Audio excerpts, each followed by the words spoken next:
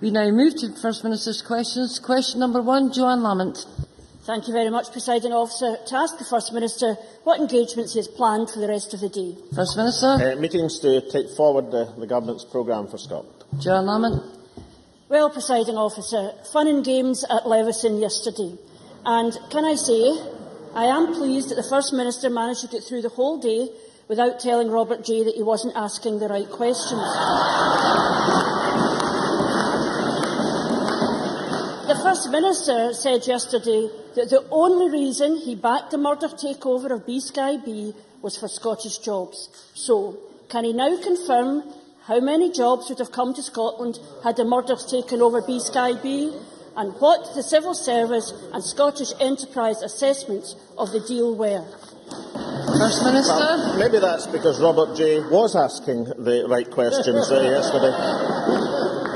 The evidence for the impact on jobs and investment in Scotland comes in three parts. Firstly, the evidence under oath, of course, to the Levison inquiry on the 24th of April by James Murdoch. Let me read Joanne Lamont, the relevant part. Quote, I think we have to recall that the merger was about the creation of a pan-European digital television platform with major operations in the United Kingdom, and particularly that meant potentially quite a lot of operations and an increase in operations in Scotland, where technical support, IT, service centres, etc. were located for B-Sky B as an important employer there. Secondly, we know that B-Sky B, I hope Joanne Lamont knows now, have 36% of their global employment are located in Scotland. The meeting I had with Mr Murdoch last year, it was also explained of an increase of 150 jobs in Livingston. These jobs were announced in March and May of last year, on the 13th of March and the 16th of May. And thirdly, and also crucially, there's a question of the outsourcing jobs. Joanne Lamont will have studied my letter to James Murdoch after the meeting last January, where I quoted back the key point that he had conceded that Scotland was a world-class centre for outsourcing. We were in danger last year because of the decision to move from 6 to 2 suppliers. We had potentially almost 2,000 jobs at risk in Scotland. Fortunately for Scotland, Hero, with the assistance, incidentally, of Scottish Enterprise, was able to win one of the 2 contracts. And instead of losing jobs, we actually gained jobs in Scotland. Now, these were the facts that Joanne Lamont wasn't aware of last time she started to ask questions like this. Now she is aware of them. Will she concede that jobs and investment were the priority of this government, whatever other politicians elsewhere were doing, that jobs and investment were the priority of this government for Scotland? Joanne Lamont. Order, Ms Lamont. That compelling case would have been interesting if, when the First Minister was first asked about it, he didn't dismiss out of the hand the fact he was going to make the call to James Hunt at all. And secondly, the question I asked was what assessment was made by the Scottish Government and the Scottish Enterprise, not what James Murdoch told you or told anybody else that the deal would mean. Now, the fact of the matter is, the First Minister did not make the case in jobs. Robert J. QC at the Levison inquiry put forward, indeed, a compelling case that the First Minister appeared to be lobbying on Rupert Murdoch's behalf in return for the support of the Sun. Now, the First Minister admitted that he was prepared to lobby, bizarrely, in secret, but he was prepared to lobby for Murdoch because the takeover would have been good for Scottish jobs. How many jobs did the Murdochs tell him would be created in Scotland if they'd taken over B-Sky B? Or did they threaten to pull jobs out if he did not back the bid? First Minister. Firstly, James Hunt's an English racing driver. James Murdoch is chairman of B-Sky B. James Murdoch is the one who, under oath at the Levison inquiry, made the commitment and the argument that a digital television platform would have led to an increase in jobs in Scotland. I think B-Sky B have credibility in Scotland because they have over 6,000 direct jobs, 36% of their entire global workforce. I don't think, incidentally, in terms of the success of Hero and Scottish Enterprise and Scottish Development International and working with them in winning one of the 2 outsourcing contracts is particularly strong suit for Joanne Lamont when she discussed this matter in April, despite the fact it led to the opening of a new centre in the city of Glasgow. She was totally unaware of the importance. I'll tell you who's aware of the importance of these jobs. People in Livingston, people in Dunfermline, people in Livingston, and the people of Glasgow, who are glad they've got a government who fights for jobs in Scotland.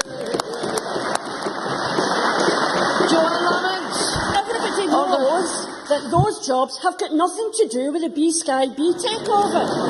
Everybody knows it. And in fact, if the First Minister believed it, he might have shared the information that it was about those jobs rather than pretending or being prepared to make secret phone calls on behalf of Murdoch. The First Minister tells us of the importance of B-Sky B to Scottish jobs, and he is right. But B-Sky B,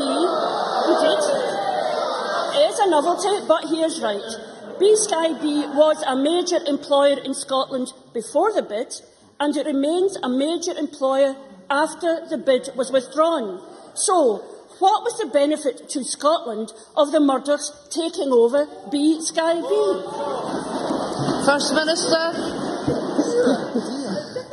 That meant quite a lot of operations, an increase of operations in Scotland where technical support, IT service centres were created for British Sky Broadcasting. You know, when the chairman of a company which employs more than 6,000 direct jobs in Scotland tells you that it's going to lead to an increase in their operations and more jobs in Scotland, when he announces another 150 jobs in March and May, that seems to me to carry a great deal more credibility than Joanne Lamont, a Glasgow MSP who wasn't even aware of the huge threat to jobs in the city of Glasgow. But of course, the question, and what I think ultimately reveals Labour's difficulty in this, that when Joanne Lamont was asked, of course, on Radio Scotland, whether she would meet, in this case, Rupert Murdoch, because he was an important investor in Scotland, her answer was, after a bit of hesitation, it has to be said, is yes, she would have met Joanne Lamont. Now, that makes Joanne Lamont the only Labour Party figure who wanted to meet either of the Mr Murdochs to talk about jobs. The rest of them were talking, apparently, about many other things. Joanne Lamont. The difference between the First Minister and myself is if I met with Rupert Murdoch, I would ask him how many jobs does the deal bring with it. You seem to have taken him entirely at his own bidding. That is, you have not asked Scottish Government officials, you have not asked Scottish Enterprise. Mr Murdoch says it, so it must be true. Meaningless assertion after meaningless assertion. If the Murdoch bid would have created jobs in Scotland, why didn't the First Minister ask Scottish Enterprise to assess the plan? What did the civil servant say about the bid? And when did his Cabinet sign off the Government's support for the deal? And why hasn't he answered the more than 40 questions we have put to him about his dealings with Murdoch?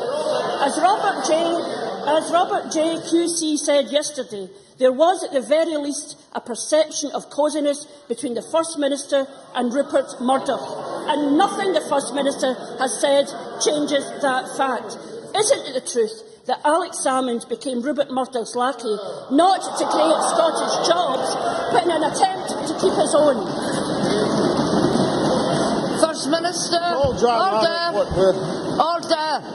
I've told Joanne Lamont what was said under oath at the Levison's inquiry by James Murdoch, under oath, which speaks for itself. I've told her about the increase in jobs in Livingston, of which she seemed totally unaware. I've told her about the saving of 2,000 jobs through the intervention and the excellence, incidentally, of Hero as a company, which she was totally unaware of course, in April. And all of these things, the Labour Party blissfully unaware of. Now, of course, in terms of meetings with Rupert Murdoch, I did point out I've had 5 meetings with Rupert Murdoch in the last 5 years. I also pointed out in the Levison inquiry that this is not even in the same league as the Labour Party of Tony Blair and Gordon Brown. In fact, over the period of Gordon Brown's brief prime ministership, he managed to have 17 meetings. Murdoch. And then, of course, just in case it's said, well, that was all in the past, that was the bad old days of Tony Blair and Gordon Brown, then can I just remind, gently as I can, Joanne Lamont about the words of Ed Miliband on the 22nd of April 2011. Under the headline, under quotes, he said, "Red Ed has died a death." He went on to explain for Sun readers, and that's the mainstream concern he had, that he was going to develop a new set of policies. And then he said, in quotes, to the readership of the Sun, these new policies, even before they're known by Joanne Lamont or any of the MSPs here in this chamber, you'll read about them first in the Sun. That strikes to me as a pretty cosy relationship. Joanne Lamont. Order. The First Minister has got the cheek to accuse me.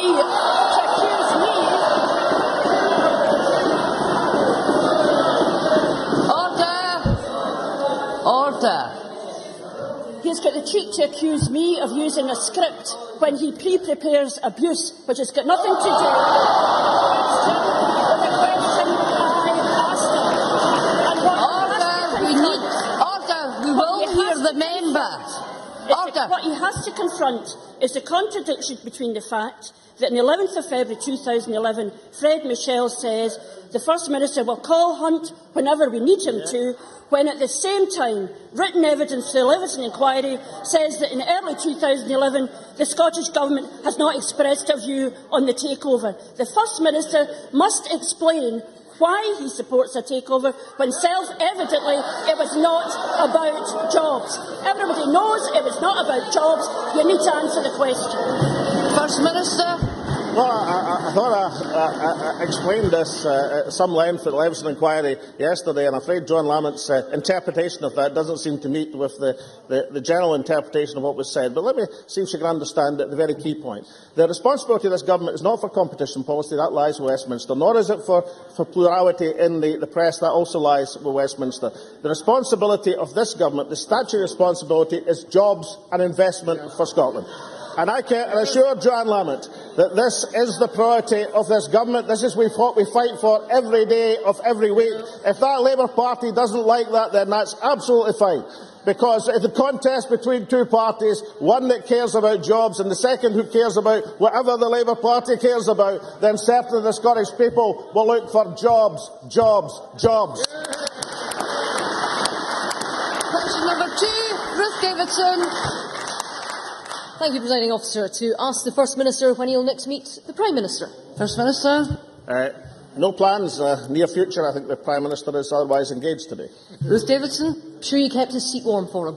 Now, let's stick with yesterday's testimony, shall we? When Rupert Murdoch's new baby, The Sun on Sunday, was launched, Alex Salmond was the poster boy of the first edition. Exclusive access, a full interview, nothing off the table.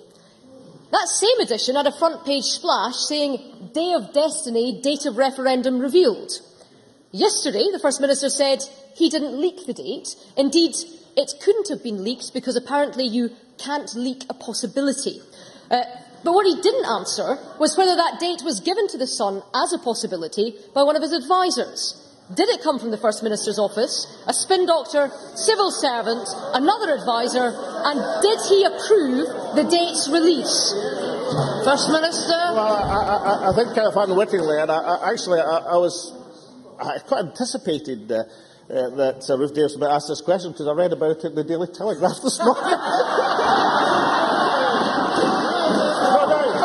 We can have investigation listening to the closely relationship between the Daily Telegraph and the Scottish Conservative Party. The point I was making is a simple one. The date is not a preferred date. It's not the date. It's a possible date because it's in the autumn of 2014. The date of the referendum will be announced after we've analysed the consultation, see what people have had to say, see what the more than 20,000 representations have been to the consultation exercise. I understand the Conservative Party didn't put in a representation, so we can safely say that Ruth Davidson has no views on these matters, but the people of Scotland do, and when we've analysed that consultation, then the date of the referendum will be announced. Since Joanne Lamont last asked this question, of course, we've got a move forward, because the Prime Minister, although unfortunately he didn't tell Ruth Davidson, is not fussed about autumn 2014. After all the huffing and puffing after week, it turns out that her leader at the Leveson inquiry today, I'm sure he won't be asked about this, isn't actually bothered. So the date will be in the autumn of 2014. Ruth Davidson. Well seen, all the charm and candour was used up yesterday and he's back to his usual self today.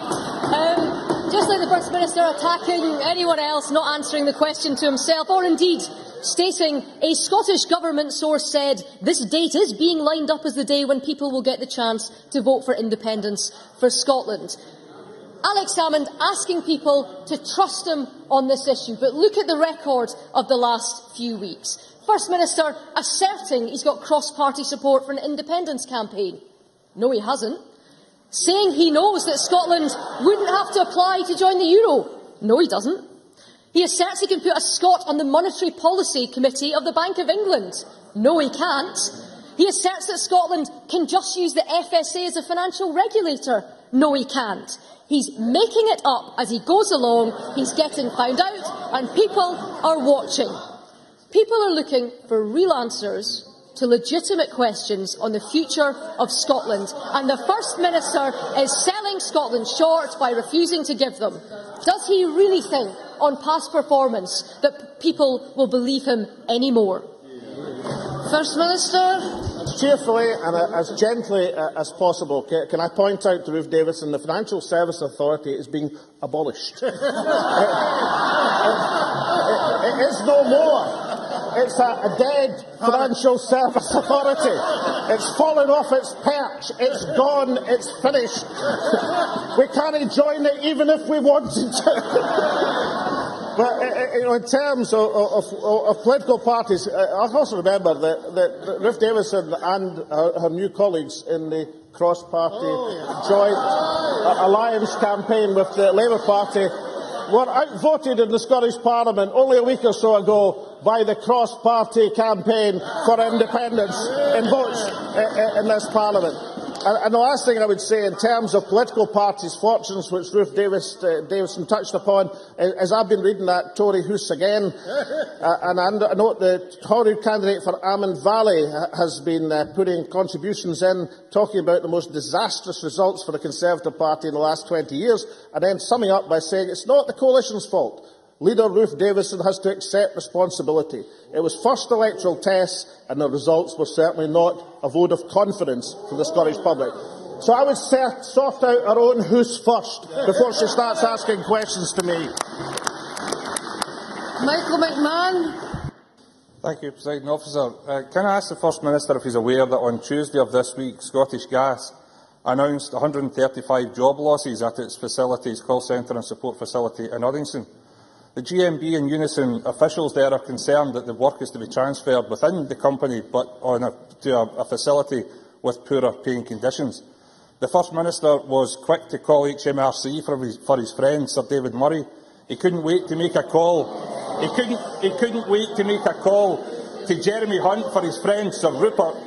Are 135 Scottish Gas employees in Uddingston worthy of a phone call, or is fighting for Scottish jobs only apply as a statutory responsibility to some and not others?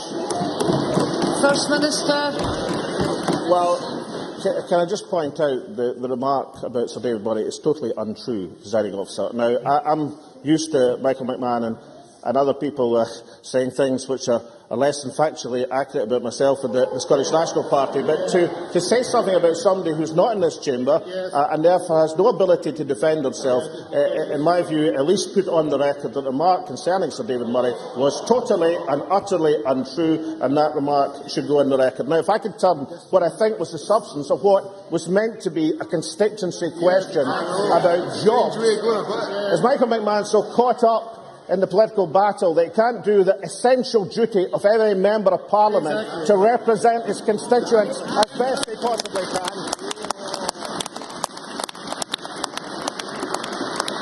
Yes, I am aware, and will be talking to the unions and to the company to see what can be done for his constituents, because we put the interests of his constituents first, even if his remarks put that into doubt. Question number 3, Willie Rennie. To ask the First Minister what issues will be discussed at the next meeting of the Cabinet. First Minister. Issues of importance to the people of Scotland. Willie Rennie. Earlier this week, I received a letter from a former senior official of Scottish Enterprise. He was angry at the appointment of the Chief Executive of Scottish Enterprise to the board of Intertech for an annual payment of £55,000 on top of her £200,000 salary. What does the First Minister have to say to this former Scottish Enterprise official? First Minister. Because, of course, there are precedents for being on the board of non-executive directors of private companies when, of course, the Labour of the Chief Executive of Scottish Enterprise, when the Labour and Liberal Party were in administration, and perhaps his former executive was part of the Scottish Enterprise team. I'm not sure if Willie Rennie was aware of that, but nonetheless it's a fact. I think Willie Rennie should look at the positive reaction from a range of the business organisations to the move that was announced. A lot of people understand the benefits of having the Chief Executive of Scottish Enterprise as one of the very, very few Scottish women who have ever been on the board of a FTSE 100 company. There are no conflict of interest concerns. That is dealt with in the rules and regulations of Scottish Enterprise. And I think Willie Rennie should perhaps look at the picture in a broader sense and see the potential benefits to Scotland and to Scottish Enterprise of the appointment that was announced earlier this week. Willie Rennie. The First Minister told the Chamber 2 years ago that John Swinney had already acted to heavily restrict bonuses in the public sector. Only now we find there's a loophole allowing access to an extra £55,000. Most people, perhaps not those on the SNP benches, but most people would not accept that £55,000 for 12 days' work can be justified for someone who is already being paid £200,000 every year. The SNP may laugh, but most people will find their laughter hollow.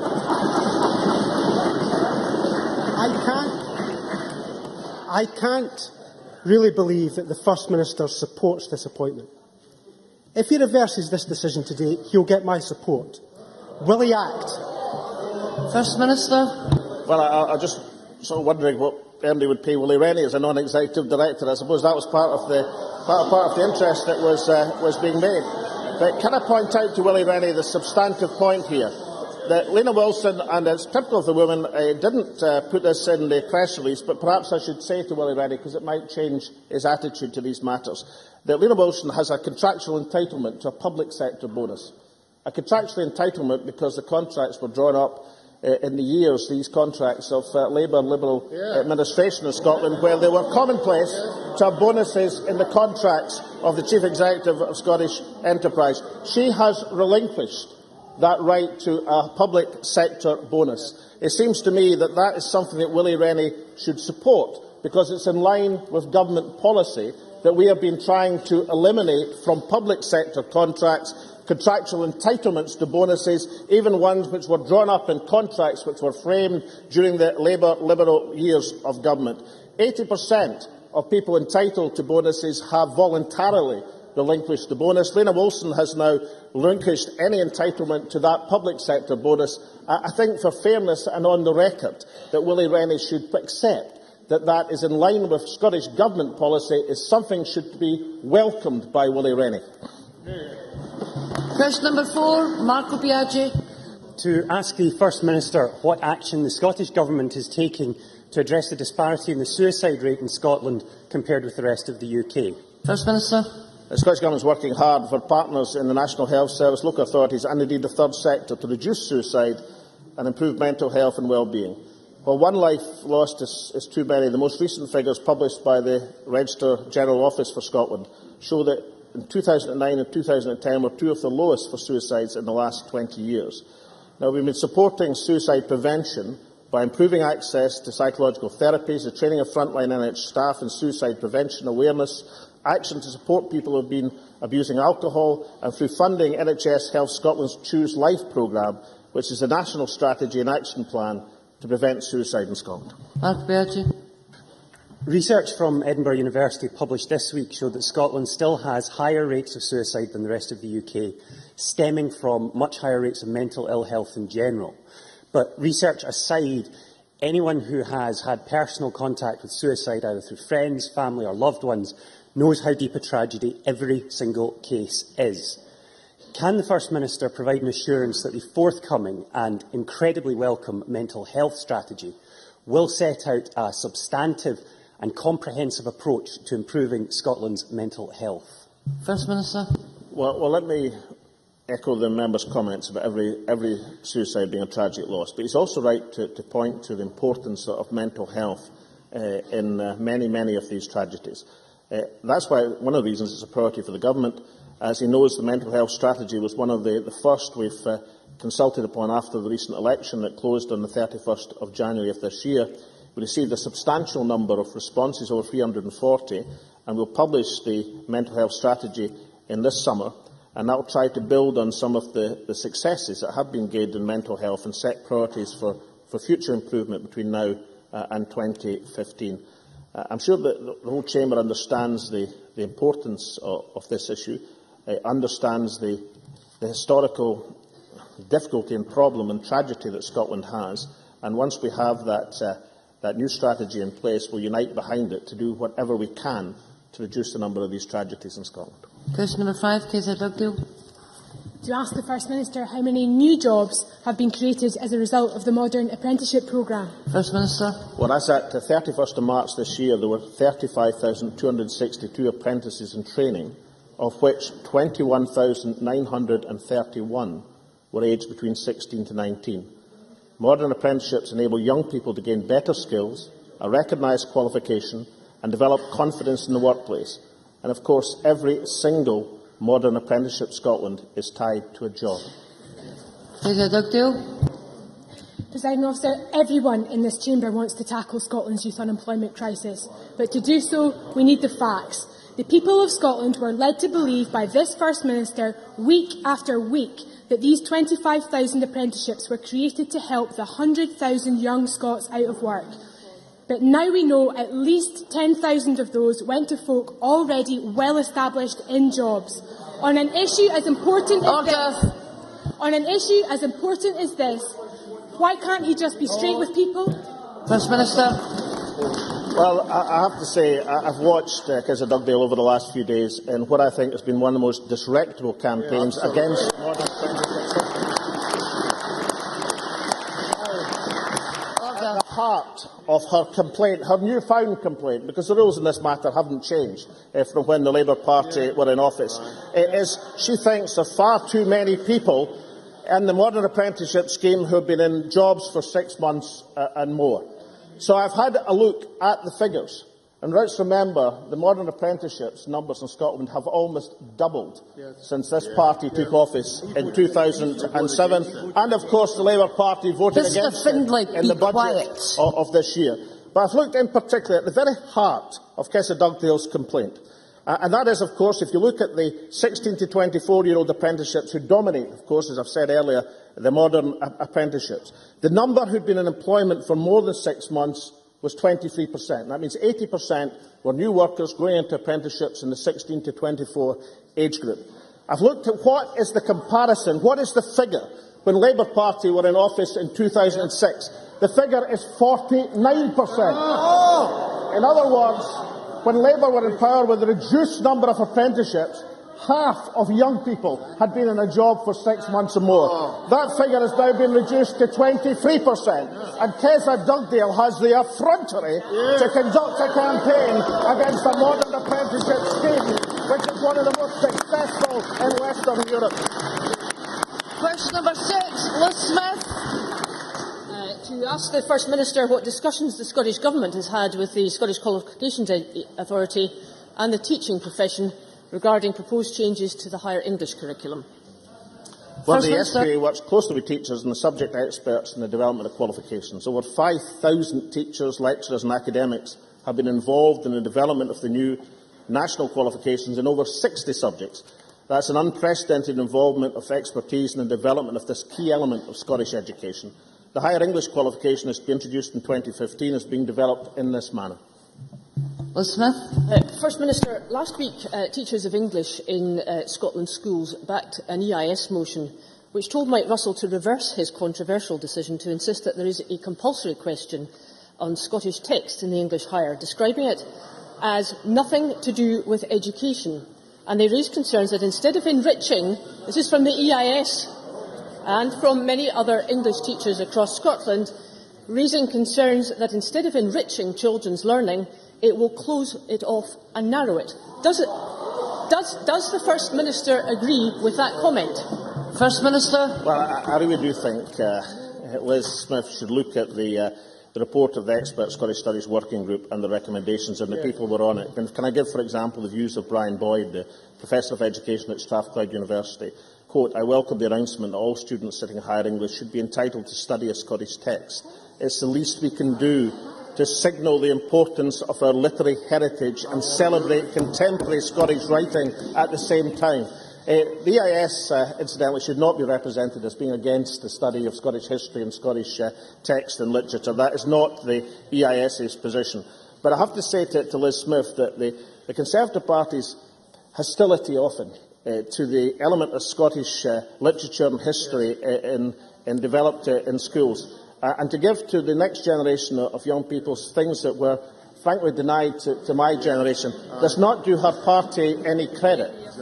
Indeed, I think it's one of the things that the former Deputy Leader, in terms of their attitude to subjects like this, their former Deputy Leader identified as one of the reasons for the continuous and continual and everlasting decline of the Conservative Party in Scotland. I think the Conservative Party should reconcile itself to the idea that many, many people in Scotland want to have the ability to learn Scottish literature, Scottish culture and Scottish history in our schools and place it in an international dimension. That ends First Minister's questions. I now suspend until 2 p.m.